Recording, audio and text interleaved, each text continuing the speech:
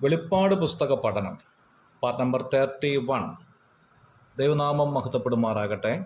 വെളിപ്പാട് പുസ്തകം 6-ാം അധ്യായത്തിൻ്റെ ആരംഭ ഭാഗത്തിലുള്ളതായ 1-ാം മുദ്ര തുറക്കുമ്പോൾ സംഭവിക്കുന്ന കാര്യത്തെക്കുറിച്ചായിരുന്നു കഴിഞ്ഞ ക്ലാസ്സിൽ നാം ചിന്തിച്ചു കൊണ്ടിരുന്നത്. 1-ാം മുദ്ര തുറക്കുമ്പോൾ ഒരു വെള്ളക്കുതിര പ്രത്യക്ഷപ്പെടുന്നതും ആ വെള്ളക്കുതിരപ്പുറത്തിരിക്കുന്ന ആൾ ആരാണ് എന്നതിനെ സംബന്ധിച്ചുമായിരുന്നു ചിന്താവിഷയമാക്കിയിരുന്നത്. തെസ്സലോനിക്കർക്ക് എഴുതിയ 2-ാം ലേഖനം 2-ാം അധ്യായത്തിൻ്റെ 7-ാമത്തെ വാക്യത്തിൽ അധർമ്മത്തിൻ്റെ മർമ്മം ഇപ്പോഴേ വ്യാപരിക്കുന്നുണ്ട്, ഇതുവരെ തടുക്കുന്നവൻ വഴിയിൽ നിന്ന് നീങ്ങിപ്പോക മാത്രം വേണം, അപ്പോൾ അധർമ്മമൂർത്തി വെളിപ്പെട്ടു വരും എന്ന് രേഖപ്പെടുത്തിയിരിക്കുന്നു. എതിർക്രിസ്തുവിന് വേണ്ടവണ്ണം ലോകത്തിൽ രംഗപ്രവേശനം ചെയ്യുവാൻ തടസ്സമായി നിന്നത് തടുക്കുന്നവൻ അഥവാ ദൈവസഭയായിരുന്നു എന്നുള്ളത് മനസ്സിലാക്കാം. ദൈവസഭയെ പരിപാലിപ്പാനായി പരിശുദ്ധാത്മാവ് ഈ ഭൂമിയിൽ ഉള്ളതുകൊണ്ട് അധർമ്മമൂർത്തിക്ക് വേണ്ടവണ്ണം വെളിപ്പെട്ടു വരാൻ കഴിഞ്ഞിരുന്നില്ല എന്ന് വേണം മനസ്സിലാക്കാൻ. കർത്താവിൻ്റെ കാഹളം മുഴങ്ങുമ്പോൾ ദൈവസഭ ഈ ഭൂമിയിൽ നിന്ന് എടുക്കപ്പെടുന്നതോടുകൂടി അധർമ്മമൂർത്തിക്ക് വെളിപ്പെടുവാനുള്ള തടസ്സം മാറിക്കിട്ടി എന്നുള്ളതാണ്.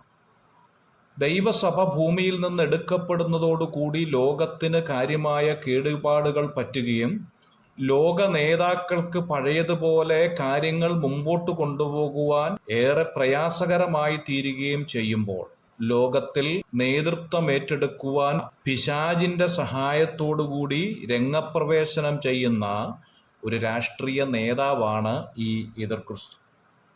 അവൻ്റെ കയ്യിൽ ഒരു വില്ലുള്ളതായി കാണുന്നുണ്ട്.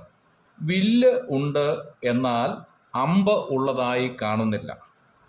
ഒരു പക്ഷേ ആയുധങ്ങൾ ഉപയോഗിക്കാൻ രാജ്യങ്ങൾ തമ്മിലുള്ള ഉടമ്പടി നിമിത്തം നിർത്തൽ ചെയ്തതിൻ്റെ ഓർമ്മപ്പെടുത്തലായിരിക്കാം ഈ വില്ല് മാത്രം എന്നതുകൊണ്ട് ഉദ്ദേശിക്കുന്നത്. സമാധാനത്തിൻ്റെ വെള്ളരിപ്രാവായി വെള്ളക്കുതിരപ്പുറത്ത് ലോക നേതാക്കന്മാരുടെ ശ്രദ്ധ പിടിച്ചുപറ്റാനുള്ള തീവ്രമായ ശ്രമമാണ് ആദ്യ മുദ്രയിൽ വെള്ളക്കുതിരപ്പുറത്ത് വരുന്നതായ എതിർക്രിസ്തു എന്നതുകൊണ്ട് ഉദ്ദേശിക്കുന്നത്. എസെക്കിയേൽ പ്രവചനം 39-ാം അധ്യായം അതിൻ്റെ 9-ാമത്തെ വാക്യത്തിൽ നാം വായിക്കുന്നു, ഇസ്രായേലിൻ്റെ പട്ടണങ്ങളിൽ വസിക്കുന്നവർ പുറപ്പെട്ട് പരിച, പലക, വില്ല്, അമ്പ്, കുറുവടി, കുന്തം മുതലായവ ആയുധങ്ങളെ എടുത്ത് തീ കത്തിക്കും എന്ന് കാണുന്നു. ഉടമ്പടി നിമിത്തമുണ്ടായ നിരോധനത്തിൻ്റെ ഓർമ്മയായിരിക്കാം ഇത് കാണിക്കുന്നത്. വെളിപ്പാട് പുസ്തകം 6-ാം അധ്യായം 3-ാമത്തെ വാക്യത്തിലേക്ക് വരുമ്പോൾ 2-ാം മുദ്ര തുറക്കുകയാണ്. 2-ാം മുദ്ര തുറക്കുമ്പോൾ 2-ാമത്തെ ജീവി പറയുന്നതായി കാണുന്നു. ക്രിസ്തുവിൻ്റെ ദാസത്വത്തെയാണ് കാളയ്ക്ക് സദൃശ്യമായ ജീവിയെ കാണിക്കുന്നത്. ദൈവത്തിൻ്റെ സമ്പൂർണ്ണ അനുസരണമുള്ള ദാസനായ കർത്താവ് തന്നെ യുദ്ധത്തിനായി രംഗപ്രവേശനം ചെയ്യുന്നു എന്നതിൻ്റെ ഓർമ്മപ്പെടുത്തലാണ് ഇത്.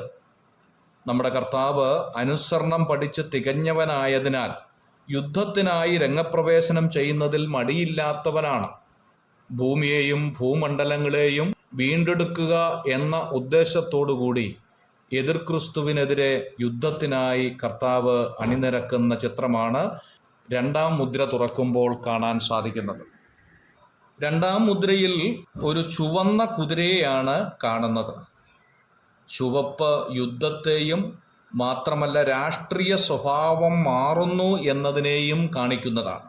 മനുഷ്യൻ അന്യോന്യം കൊല്ലുവാൻ തക്കവണ്ണം ഭൂമിയിൽ നിന്ന് സമാധാനം എടുത്തുകളവാൻ അധികാരം മൃഗത്തിന് ലഭിക്കുന്നു എന്ന് കാണുന്നു.